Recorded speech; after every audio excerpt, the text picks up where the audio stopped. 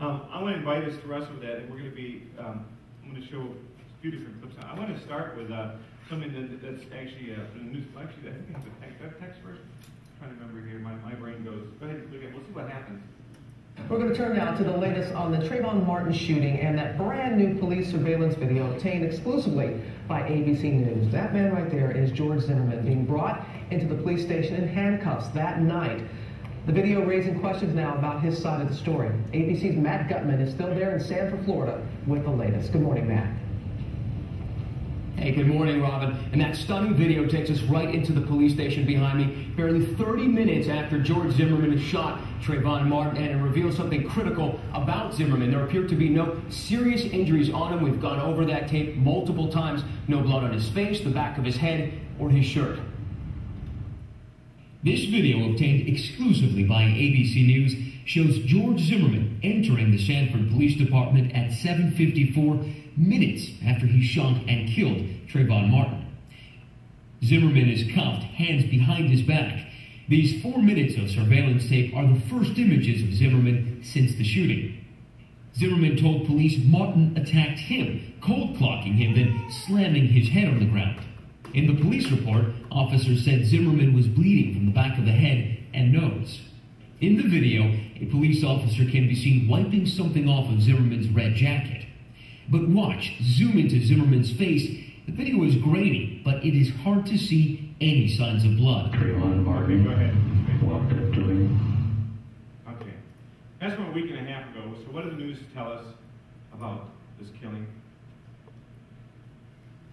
What does it appear to say?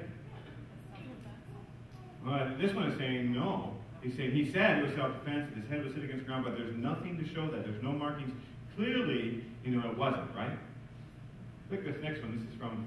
Now to an ABC News exclusive in the Trayvon Martin shooting case. We were the first to show you this surveillance video of George Zimmerman arriving at police headquarters the night of the shooting, seemingly uninjured despite claiming that he'd been in a life or death struggle. Well, this morning, you're about to see a new version of that same tape. ABC's Matt Gutman joins us now to show us what that reveals. And Matt, good morning to you.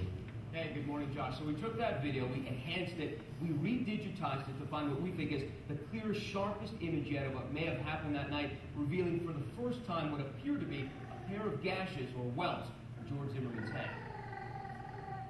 This video, enhanced exclusively for ABC News, shows even more clearly the first moments after George Zimmerman arrived at the Sanford Police Department just after shooting Trayvon Martin. The entire raw video obtained by ABC News and clarified by Forensic Protection Inc. sharpens the video from this to this. The sharper video now appearing to show some form of mark or gash on the back of Zimmerman's head. A police report from that night describes blood on the back of his head and his nose. Oh. Okay, so now, this week we know what? That's okay, just go click the one ahead of it. I'm going to give a hand to Josh, or you want to go to one before this. We'll get there in a second. I know. It's slow sometimes, and so you think you're not there anymore. So the first video said, clearly the evidence shows that he was not hurt by Trayvon Martin, right? And then this week it says what? Clearly the evidence shows that he was, right? And it's the same folks, right? So last week he's condemned, this week, he isn't. And then now the newest thing is we have the 911 call that shows that it doesn't sound like him.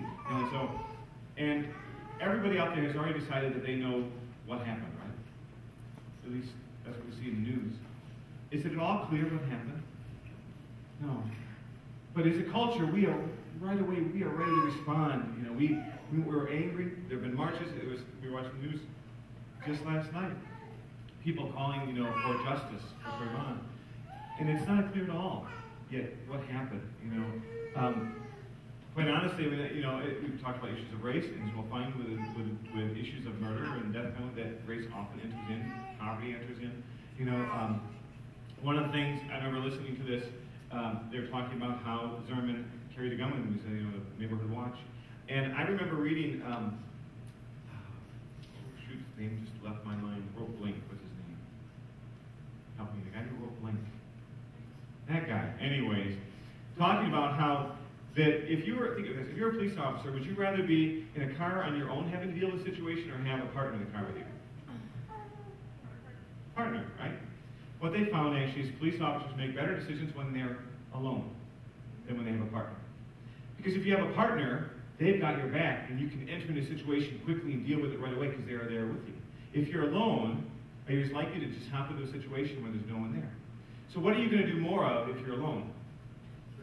You're going to think and be careful, right? Zimmerman was carrying a gun. Is he as likely to think carefully? Are you going to follow someone that you think might be dangerous if you don't have a gun? Right? I remember Rob Bell's video we were talking about on a store was talking about being angry how someone was breaking his car, and he chased him away. And he said he started chasing down the street. And he said, I don't know where it came from. He was yelling, you're mine. He says, and I'm gaining on the guy. I'm gaining on him. And then I realized nobody this slow goes unarmed. So, and I stopped running. Right? You think Zimmerman was likely to enter in? I mean, the police even said, don't follow him. What would he do? He followed him, right? So we live in this culture. So, if you're I've got this tool. I feel safer. I can go and enter into this, and it ends up being used. Right? So we live, as Wayne was saying, we live in this culture of violence, and we react without thinking. And it's been really hard for me to watch this because I don't know what happened. I see things that honestly, I think there's a lot of things from lots of sides that entered into what happened here, and some will probably never know. But so many of us have already decided we know, and how it should be dealt with.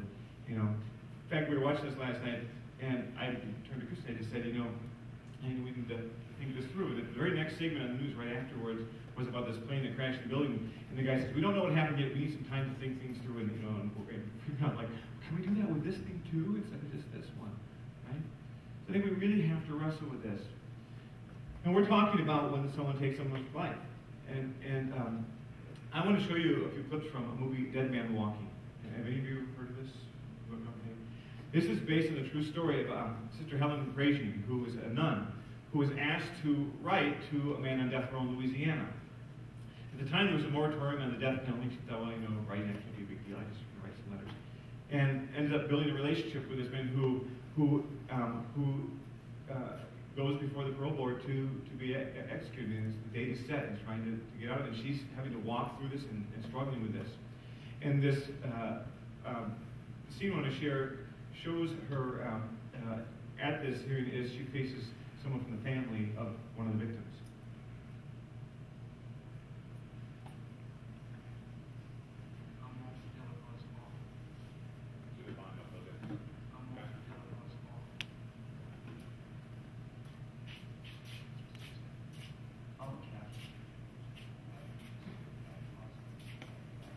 Come to visit with me and my wife for the Percy's to hear our sack. How can you spend all your time worrying about conflict and not think that maybe we needed you too? I think that you want to talk to me. Go ahead. Miss Mary Beth and Clyde Percy. I'm sorry about your daughter. Yeah, so agree. Excuse us. Listen, sister. I'm sure you've seen a side of Matt Ponson that none of us have seen. I'm sure he's on his best behavior. Must be pretty sympathetic to you. But sister, this is an evil man.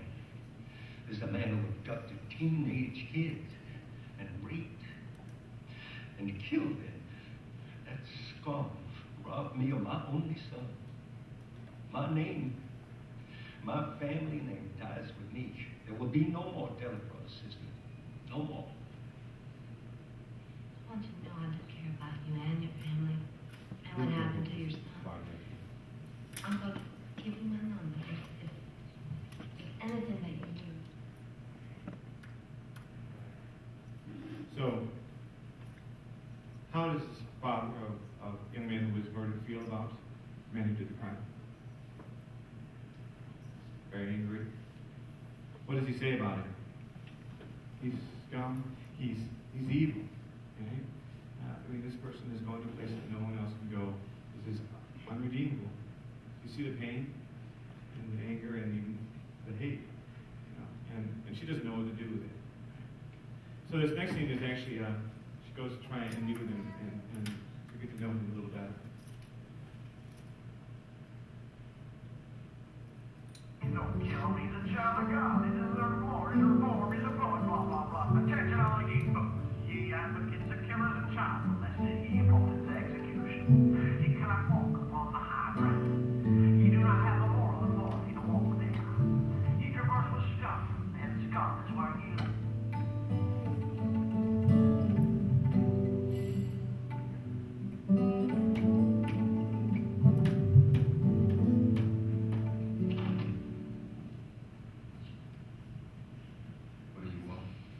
Delacroix, forgive me for intruding, but I haven't been able to get you and your wife out of my mind.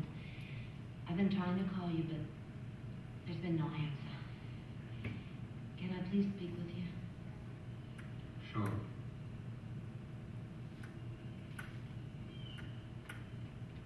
I'm really, really sorry for not coming to visit with you and your wife before this, but I've never been involved in anything like this before. Truth is escape. Yes. I'd be too. Come in. Oh, sister. Can I ask you a question? You a communist? Communist? No. I don't think so. That's what some people around here are saying with you defending this murder, but I don't think so. Sit down. Thank you.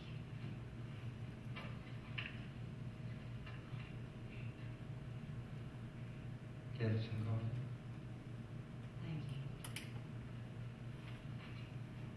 Sorry about the mess. My wife and I had a big fight. We got back from the pardon board here and she took Walter's clothes out of his closet, put them in boxes. Called goodwill. She says she wants to put the past behind her. She says she has to move on in her life. She's not herself. It must be so hard. The first time she would have me bring her to Walter's grave every morning. She wept a river for a woman. Whole days, nights, for weeks, months. I wish there was some way, some key into the past to change it. Tears me up.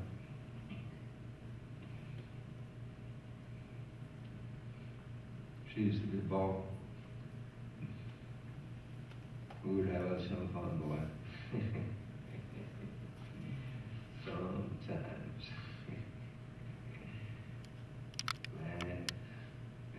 Laugh our heads off.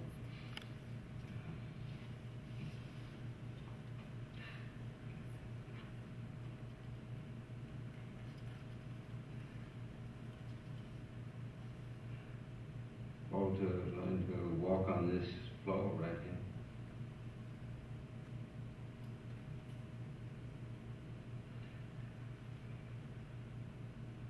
He busts his chin on the arm of that sofa right there. And that love seat right there. He shouted hope. Week before they died.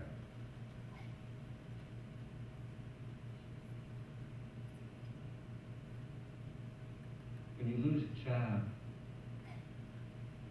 all the memories get sealed in place. Sealed like a shrine.